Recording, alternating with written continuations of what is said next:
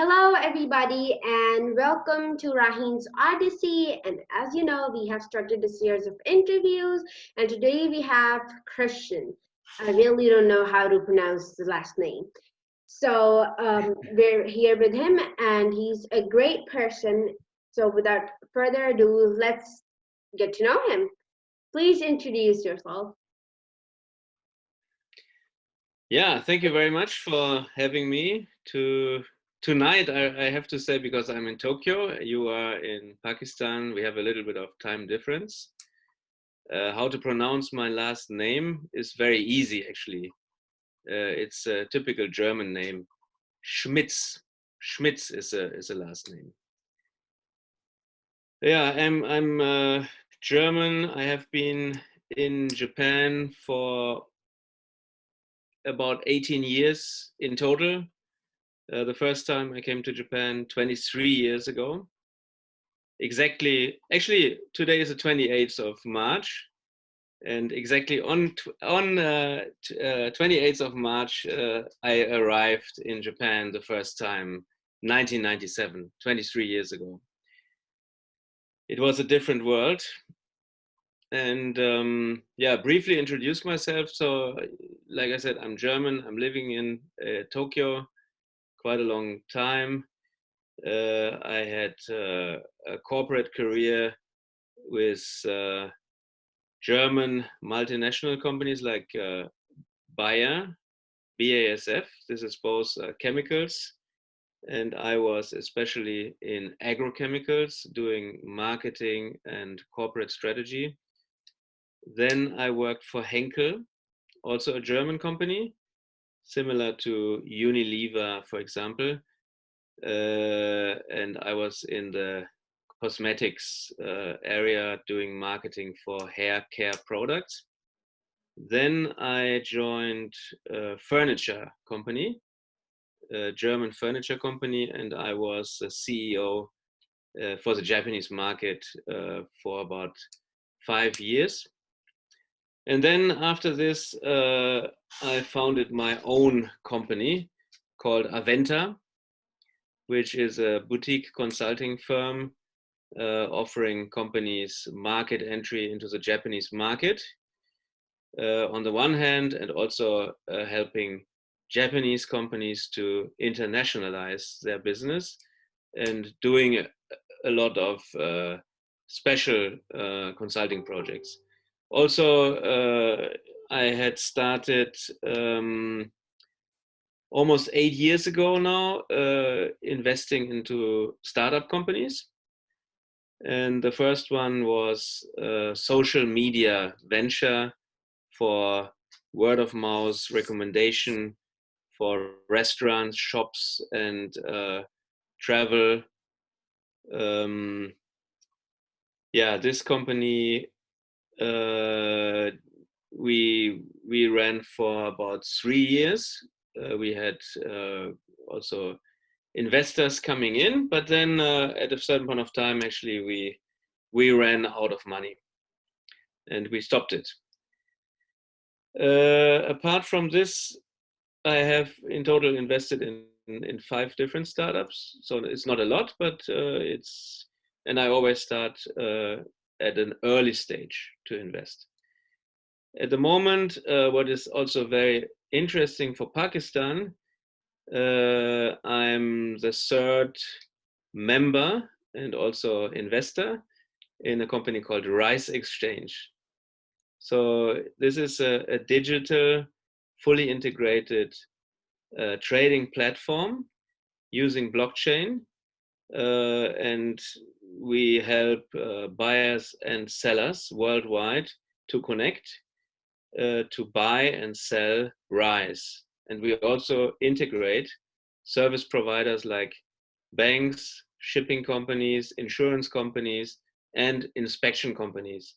And the blockchain helps for traceability and also putting an additional layer of trust. Yeah.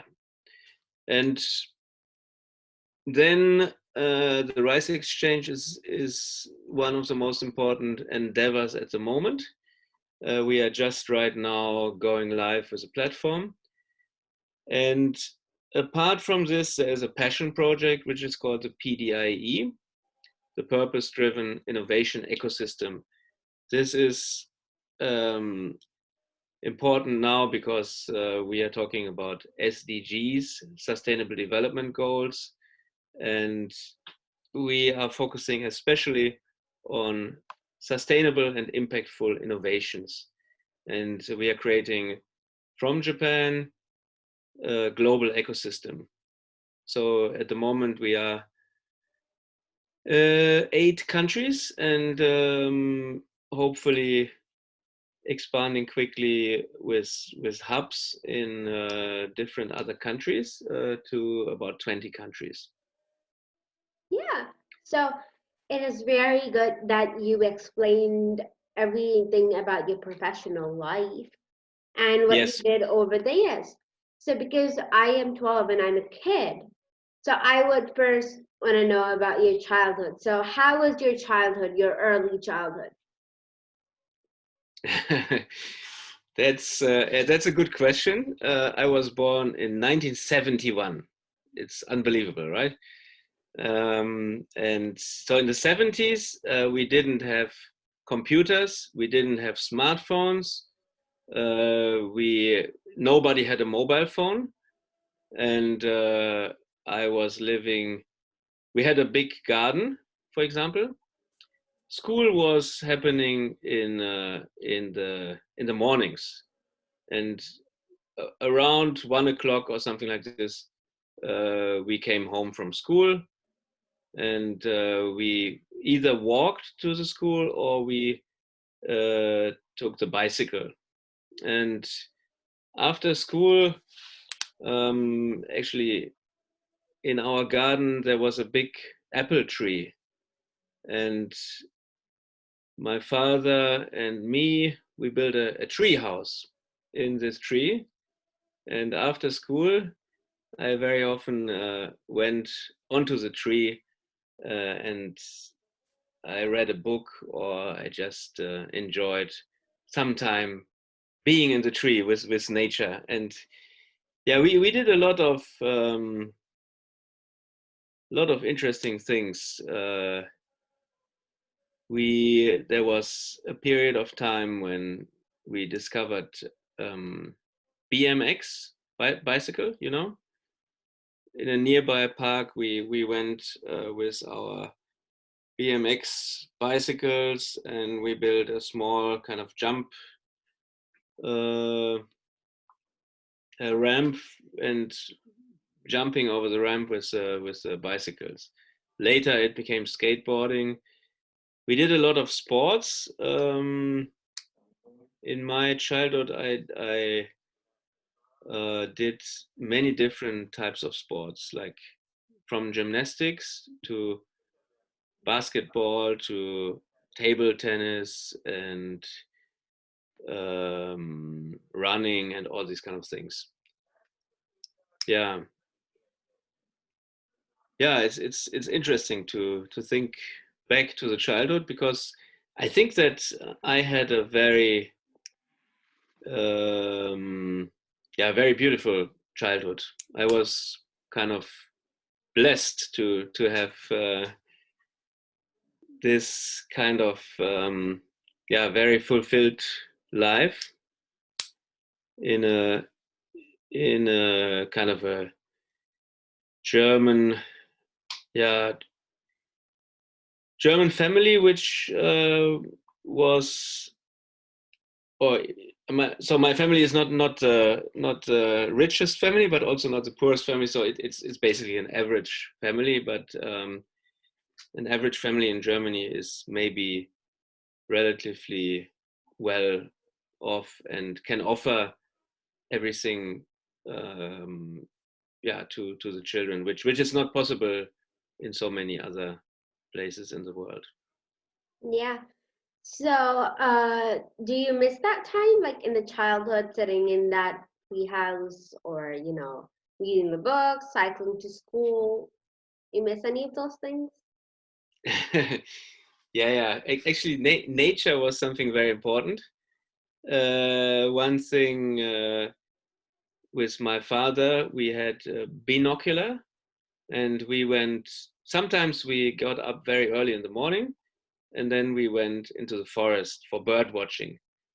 And we did this not only at the place where we were living, for example, also in the mountains in Switzerland or in the Netherlands, and that's I here in Tokyo. It's of course it's a huge metropolitan city. So what I'm missing sometimes is nature, and about the childhood, of course, what I'm missing is that when we were children, um, yeah, we didn't need to do business, for example. So we had a different way to build relationships, and we had almost automatically trust. And if we had a problem, we were very direct about solving it, sometimes even violently. But yeah.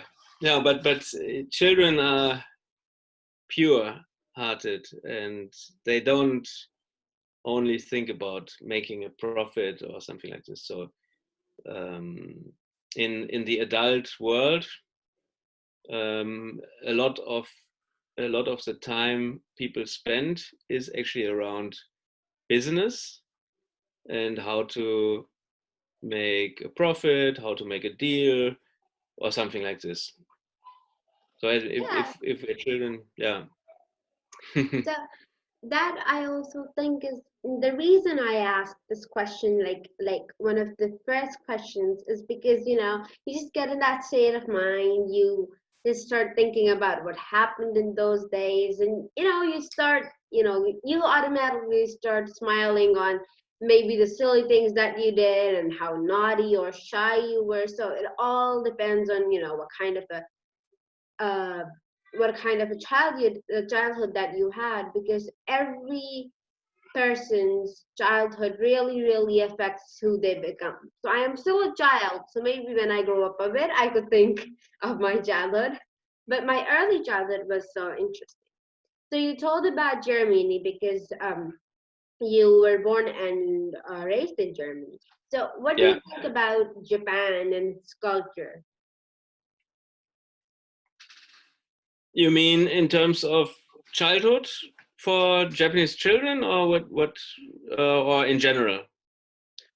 In general, as you are living, so how how the culture up impacts you living there.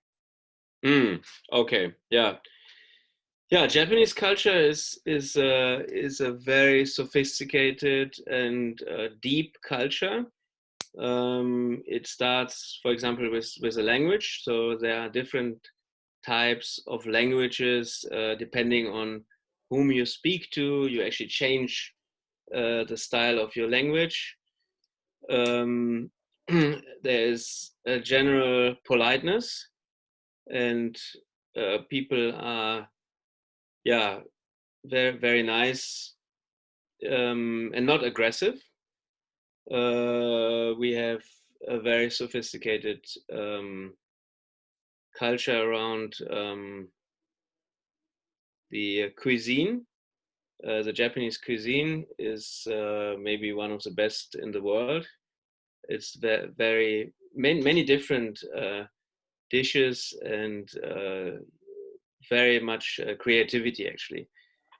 Then we have the all the old rituals which have been delivered, and we have shrines and temples, and every year we have the different um, kind of national ceremonies when people get together, and the local shrine, they do the mikoshi. Mikoshi means that they carry a small thing with many people, and this for them it's the kami-sama. Kami-sama would be something. The word kami-sama means God, but it's not what we mean when we say God. Maybe when you say God, you mean Allah. When I say God, I mean the Christian God, but it's basically the same. But in the Shinto religion, basically there is a soul and a God in everything, like in the trees, in the water. So it's a nature religion. Everything is surrounded, and we as human beings, we are a part of this nature. So this is actually a very, very interesting concept. And there is this gratitude, so which comes from Buddhism as well. And yeah, Japanese culture is very interesting and not always easy to follow, especially for people who are new to Japan. They have to get used to it. Yeah. So I see Japanese culture of being very unique because Japan is a country that makes its exports and everything. So in technology, it's also a very advanced country. But the countries that I think are successful when they are also advanced in the sense of technology, and they don't always forget their roots. They know where they're from, how they were raised, and it's basically about cherishing your culture, which I think Japan really really does very well. So you were recommended by Rihan Olawala for a UN summit in Tokyo. So what was that? You mean say it again? For You were recommended by Yes. Rihan Olawala for a UN summit in Tokyo. So what was that all about? Okay. The global summit. The global summit. This is an event which takes place basically every 2 years. It's contrary to the United Nations. It's more a grassroots approach, but it involves all the different stakeholders from NGOs, NPOs, over corporations and startups, investors, and government people. So and it has different topics, and the Global Summit in itself is an 8 days event, which starts with a cultural reception. It always highlights, we just discussed a little bit about the Japanese culture, so it would pick up some highlights of Japanese culture, which could be something related to no theater, for example. It could be a performance on some Japanese instruments, or even maybe having a collaboration between a Japanese musician on the shakuhachi. It's a kind of a flute, and somebody who plays maybe shakuhachi and violin could be something interesting. Cultural reception, then a leaders forum for 3 days where 200 leaders who are curated and selected come together and work on 5 different topics: oceans, thriving cities, feminomics,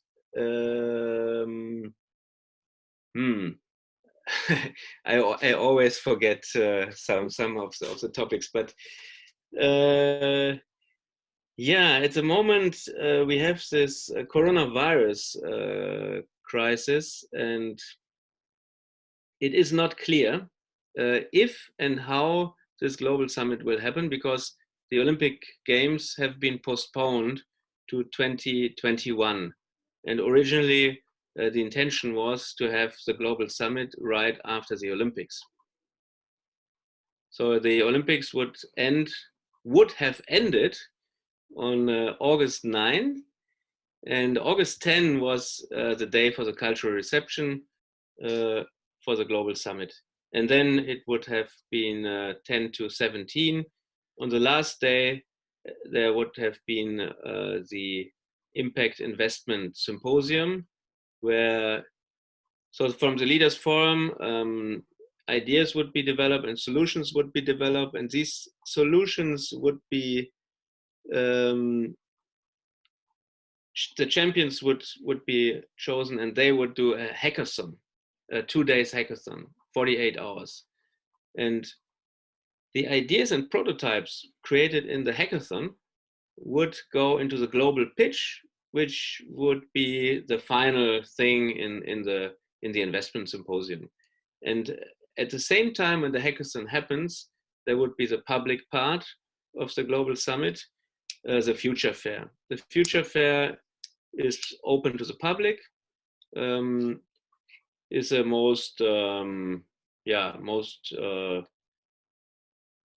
most public part of the whole global summit, and it would also attract the media, and it would be a very good showcase for corporations to show their solutions.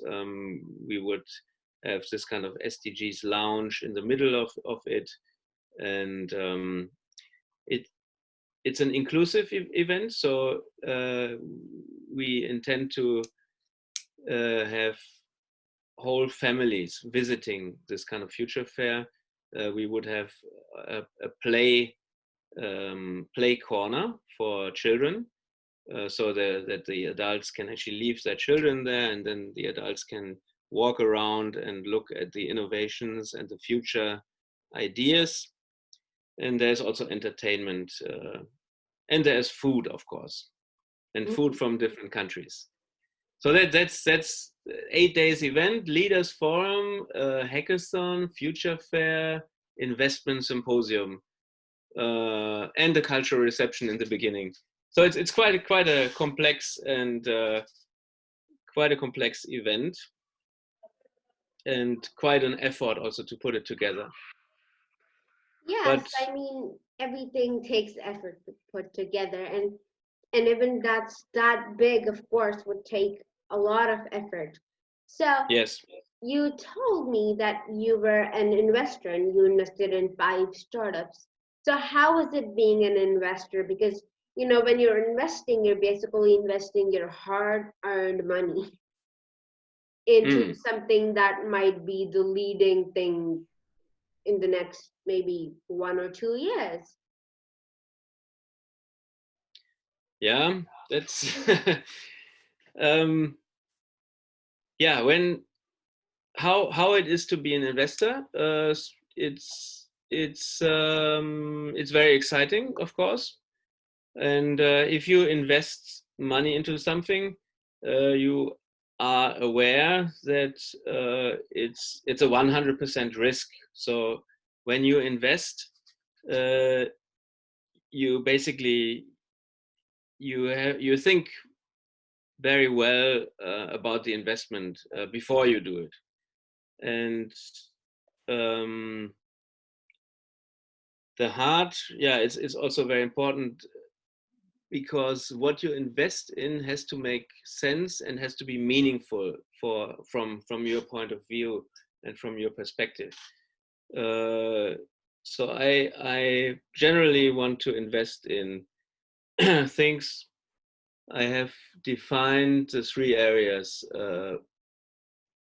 people, planet, and life. People, planet, life. So people is something which is good for the people, and good for the people who work in the company, but also good for the people that are affected by the services of this company. Planet is clear. It's nature, it's environment, and life is also rather clear, maybe, but it has the part of health and well-being on the one hand, but on the other hand, it could also be something like lifestyle, which implies culture, for example. So if if something matches at least one of these criteria, then it becomes interesting. So yeah, there are a few examples, and lifestyle would also be art, for example, or music. And there is, for example, an AR, augmented reality startup.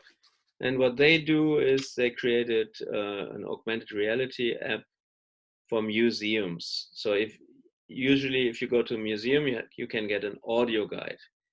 But instead of an audio guide, you just take your smartphone and your earphones, and then you hold the smartphone to the painting, and then you get narration and you get multimedia contents, and you can learn a lot. You don't disturb other people, and you can also share these contents on social media.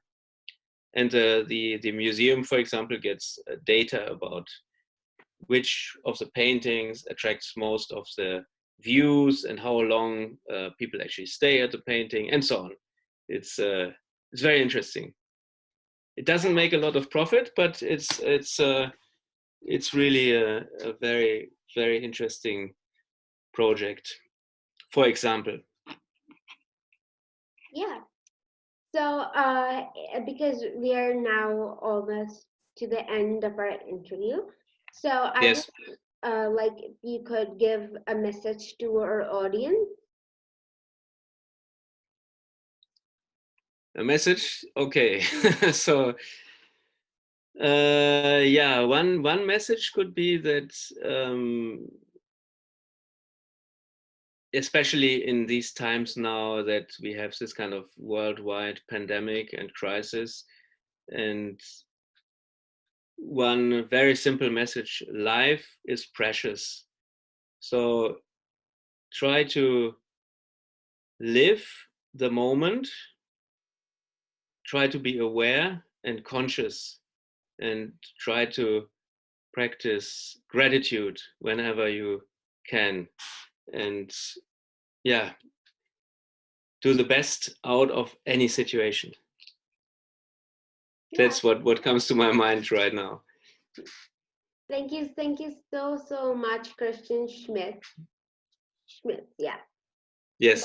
That you that you came and you told us about yourself and also the global summit and gave us such a beautiful message.